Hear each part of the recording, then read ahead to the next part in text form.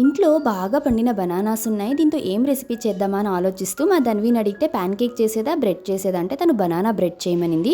దీనికోసం ఒక బౌల్లో 5 నుంచి 6 డేట్స్ని సీడ్ తీసేసి వేసుకొని ఒక హాఫ్ కప్ వేడి పాలను వేసి 15 మినిట్స్ పక్కన పెట్టేసుకోవాలి. ఇప్పుడు ఒక మిక్సింగ్ బౌల్లో 5 నుంచి 6 బాగా పండిన బనానాస్ని వేసి మెత్తగా మ్యాష్ చేసేసుకోవాలి.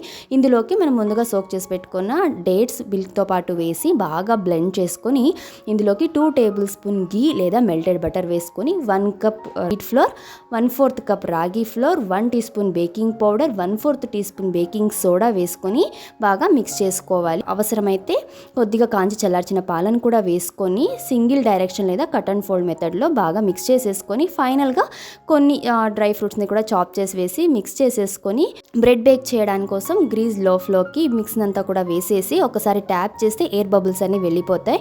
ఇప్పుడు ఇందులోకి ఫైనల్గా బనానాస్ని ఇలా స్లైస్ చేసేసి వేసుకుంటున్నా. బేక్ అయిన తర్వాత ఇవి తినడానికి చాలా టేస్టీగా ఉంటాయి. ఇప్పుడు ఓవెన్ని 180 డిగ్రీ సెల్సియస్ దగ్గర ప్రీహీట్ చేసుకొని 30 to 40 మినిట్స్ బేక్ చేసుకుంటే ఎంతో టేస్టీగా ఉండే వీట్ రాగి బనానా బ్రెడ్ అయితే రెడీ.